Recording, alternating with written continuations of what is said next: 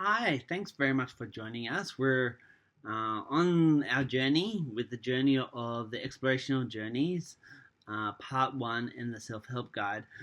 We've just started the new chapter of Courage is about letting go of fear, and we're starting off with understanding fear. So, activity one, fear identification. Goal. Recognizing the fears that hold you back. Steps. Write down 3 fears that you're currently experiencing. For example, fear of failure, or judgment, or uncertainty. Step 2.